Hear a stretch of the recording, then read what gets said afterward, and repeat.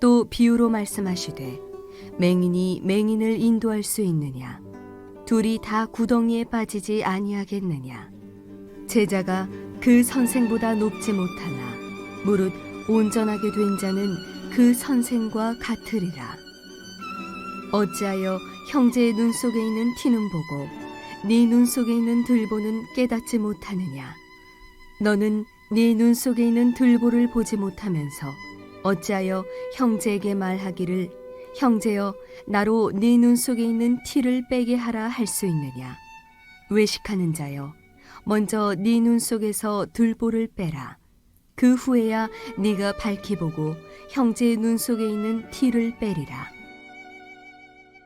못된 열매 맺는 좋은 나무가 없고 또 좋은 열매 맺는 못된 나무가 없느니라.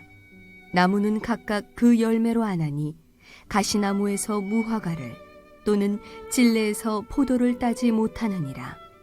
선한 사람은 마음에 쌓은 선에서 선을 내고 악한 자는 그 쌓은 악에서 악을 내나니 이는 마음에 가득한 것을 입으로 말함이니라. 너희는 나를 불러 주여 주여 하면서도 어찌하여 내가 말하는 것을 행하지 아니하느냐?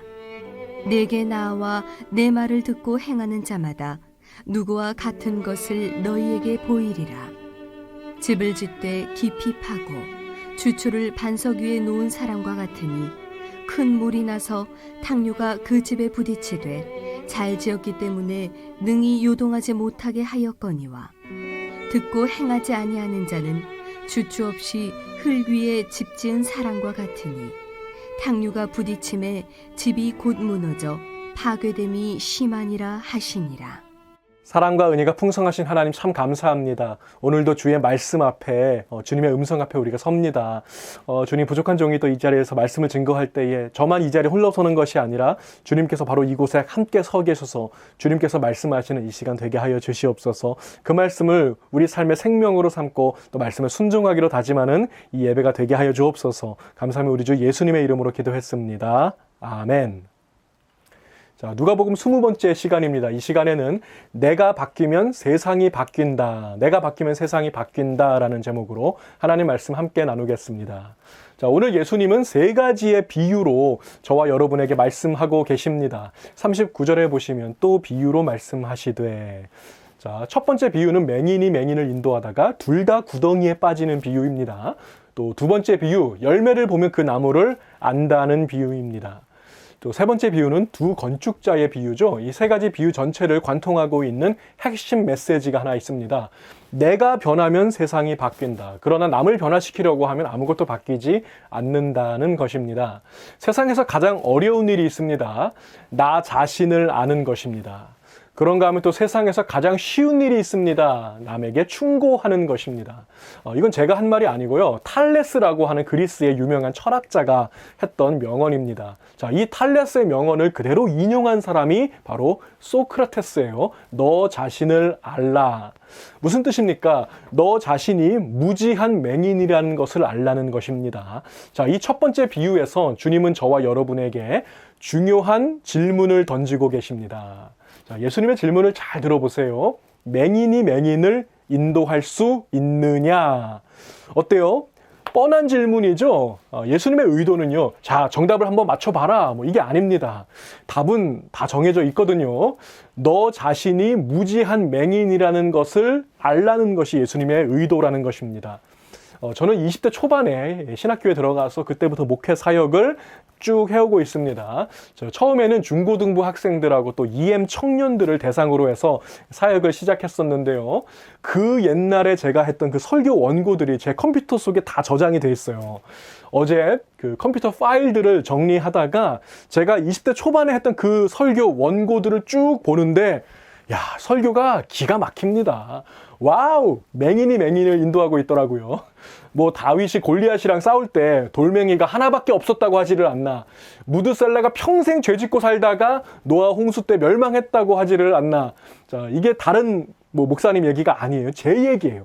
제가 했던 설교 내용이거든요. 오늘 예수님의 말씀과 정확하게 일치합니다.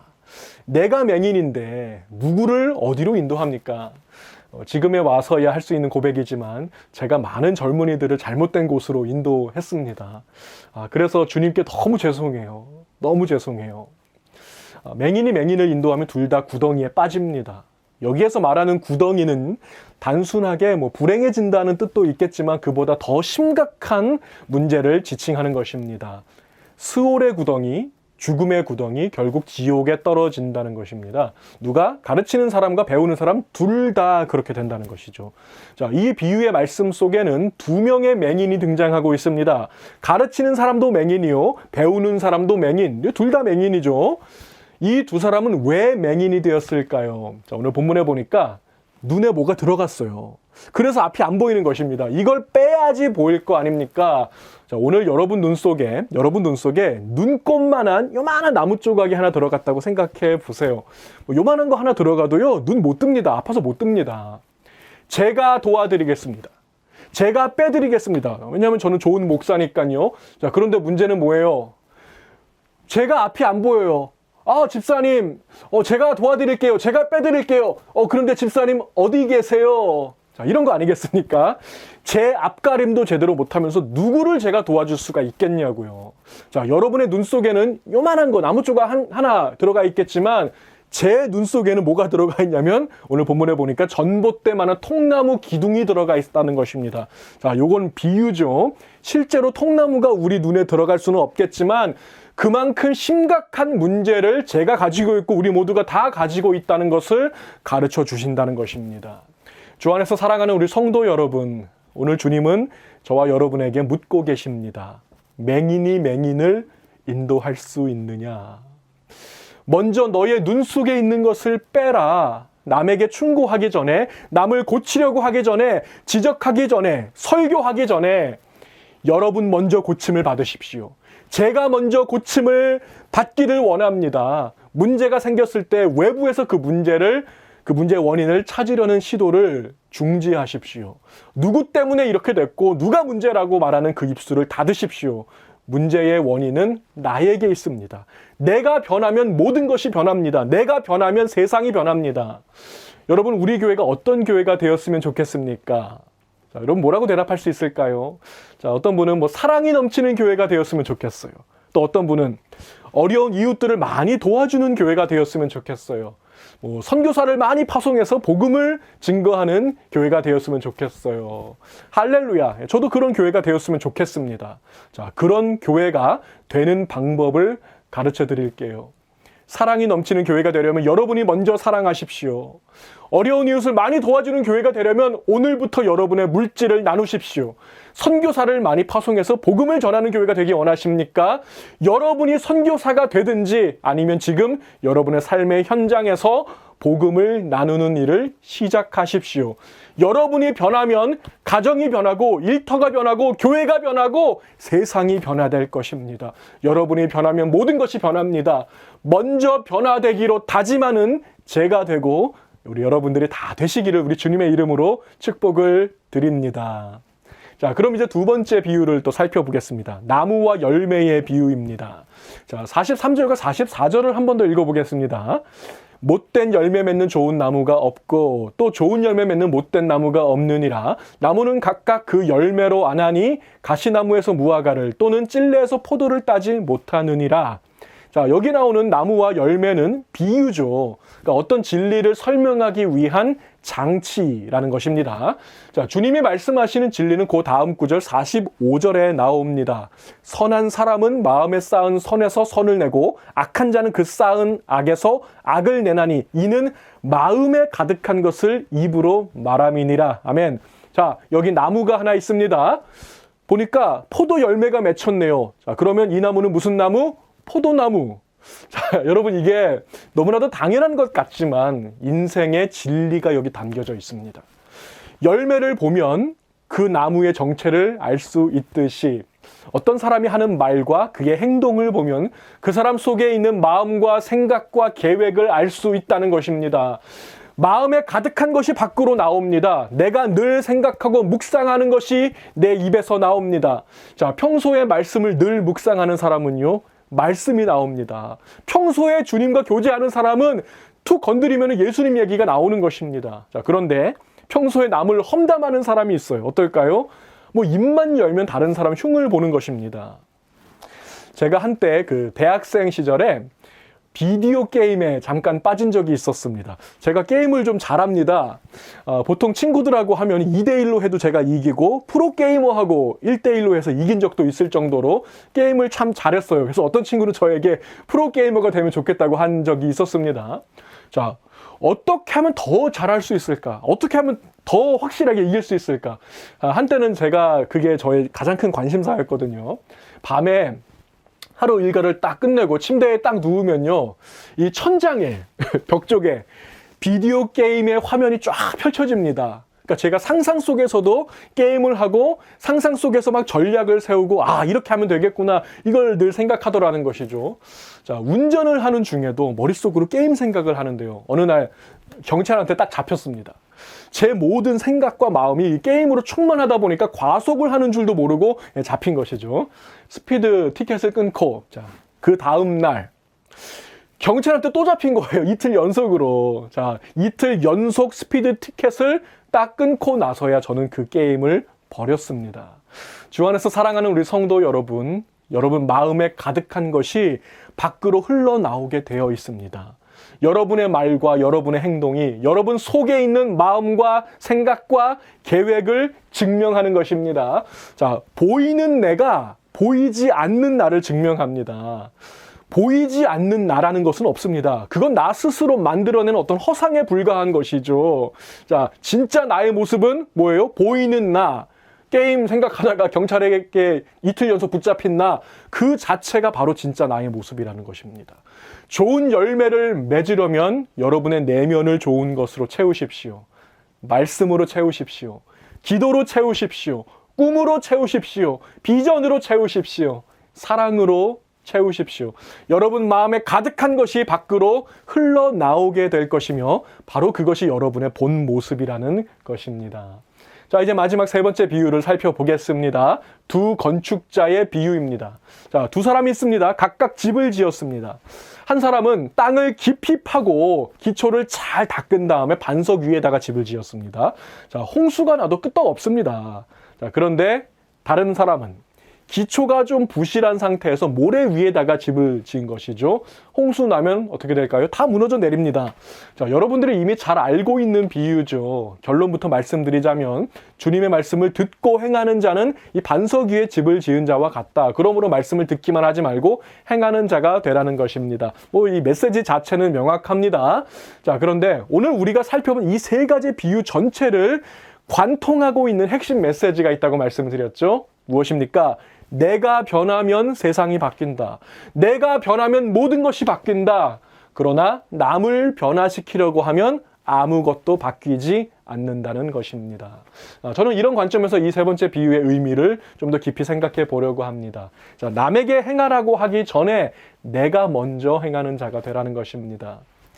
저에게는 인생 영화가 두 개가 있습니다. 인생 영화. 첫 번째 인생 영화는 반지의 제왕 시리즈. 많은 분들 좋아하시죠? 두 번째 인생 영화는 다크나이트 시리즈입니다. 이 다크나이트 시리즈에서 배트맨이 이런 말을 했습니다. 내가 행하는 일이 나를 정의한다. It's not who I am underneath, but what I do that defines me. 내가 행동하는 것이 바로 나라는 것입니다. 나의 행동이 나의 실상입니다. I am what I do. 자, 이 말은 본래 예수님이 하신 말씀이죠. 요한복음 14장 11절 말씀을 보세요. 내가 아버지 안에 거하고 아버지께서 내 안에 계심을 믿으라. 그렇지 못하겠거든 행하는 그 일로 말미암아 나를 믿으라. 자, 요한복음 10장 38절도 보겠습니다. 내가 행하거든 나를 믿지 아니할지라도 그 일은 믿으라. 그러면 너희가 아버지께서 내 안에 계시고 내가 아버지 안에 있음을 깨달아 알리라. 자, 예수님이 행하시는 그 일을 보면 주님이 어떤 분이신가를 명확하게 알 수가 있다는 것입니다. 그 사람의 행동이 그 사람을 정의합니다. 여러분, 저는 지금 여러분 앞에서 설교를 하고 있습니다. 자, 이 설교자는요, 이런 착각에 빠질 때가 많이 있어요. 내가 하는 설교가, 내가 하는 말이 나의 실상을 정의한다고 착각하게 된다는 것입니다. 이게 너무나도 위험한 것입니다. 설교자에게 치명적입니다. 설교자를 무너뜨리는 가장 큰 유혹은 대단히 고차원적인 설교를 해서 청중들에게 감동을 주고 임팩트를 줘서 성도들을 변화시키려고 한다는 것입니다. 때로는 멋진 명언으로, 때로는 눈물 쏙 빼는 예화로 명설교를 해서 성도들을 변화시켜야겠다. 여러분, 과연 그렇게 해서 성도들이 변화가 되겠습니까? 제가 알게 된 사실은요, 목회자는 성도를 변화시키는 사람이 아닙니다. 성도를 변화시키는 것은 오직 하나님 한 분만이 하실 수 있는 일입니다. 저는 여러분을 변화시킬 수 없더라고요. 교회를 개척하고 첫 3년 동안 하나님께서 어떤 일을 하셨냐면요, 목사를 변화시키는 일을 하셨습니다. 하나님은 저를 변화시키셨습니다. 자, 그 다음부터 뭘까요? 목사와 성도들이 함께 변화되는 시간이 되는 것입니다. 목사는 성도들을 변화시킬 수 없습니다. 저는 이 사실을 너무나 잘 알고 있습니다. 저는 여러분을 변화시킬 수 없어요. 다만 여러분들과 함께 변화되어 갈 뿐입니다. 제가 변화되지 않으면서 여러분 변화되는 것은 불가능하다는 것이죠. 말씀을 정리해 보겠습니다. 주님은 이 세 가지 비유의 말씀을 통해서 동일한 핵심 메시지를 우리에게 가르쳐 주고 계십니다. 내가 변하면 세상이 바뀐다. 그러나 남을 변화시키려고 하면 아무것도 바뀌지 않는다는 것입니다. 자, 첫 번째 맹인의 비유를 통해서 문제의 원인은 남이 아니라 나에게 있습니다. 내가 변하면 모든 것이 변하게 될 것입니다. 자, 두 번째는 열매의 비유. 내 안에 가득한 것이 밖으로 흘러 나오게 되어 있습니다. 보이는 내가 보이지 않는 나를 증명합니다. 세 번째는 건축자의 비유. 내가 말하는 것이 나를 정의하는 것이 아니라 내가 행하는 일이 나를 정의한다는 것입니다. 주 안에서 사랑하는 우리 성도 여러분, 남을 고치기 전에 여러분이 먼저 고침을 받으십시오. 여러분의 내면을 가장 좋은 것들로 가득 채우십시오. 달변가가 되기보다, 말꾼이 되기보다 일꾼이 되십시오. 여러분이 변하면 가정이 변하고, 일터가 변하고, 교회가 변하고, 나라가 변하고, 세상이 변화될 것입니다. 여러분이 변하면 모든 것이 변합니다. 가장 먼저 변화되기로 다짐하는 제가 되고 여러분들이 다 되시기를 우리 주님의 이름으로 축복을 드립니다. 기도하시겠습니다. 사랑과 은혜가 풍성하신 하나님 감사합니다.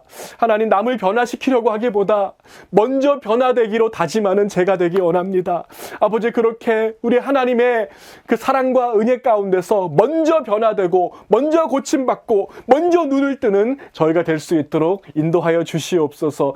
주의 음성을 그냥 흘려보내는 것이 아니라 바로 오늘 나에게 주는 음성으로 받고 아멘으로 화답할 수 있는 우리 모두가 되게 인도하여 주시옵소서. 주의 말씀을 듣기만 하는 자가 아니라 행함으로 그 집을 반석 위에 지은 지혜로운 건축자처럼 되어지는 우리 모두가 되게 인도하여 주시옵소서. 지금은 우리 주 예수 그리스도의 은혜와 하나님 아버지 무한하신 사랑하심과 성령 하나님의 교통하심이 오늘 남을 고치기보다, 설교하기보다, 지적하기보다, 판단하기보다 내가 먼저 변화되기로 다짐하고 이 자리를 일어서는 거룩한 주의 백성들 머리머리 위에와 가정과 자녀와 사업 위에 지금부터 영원까지 함께 하시기를 간절히 축원하옵나이다. 아멘.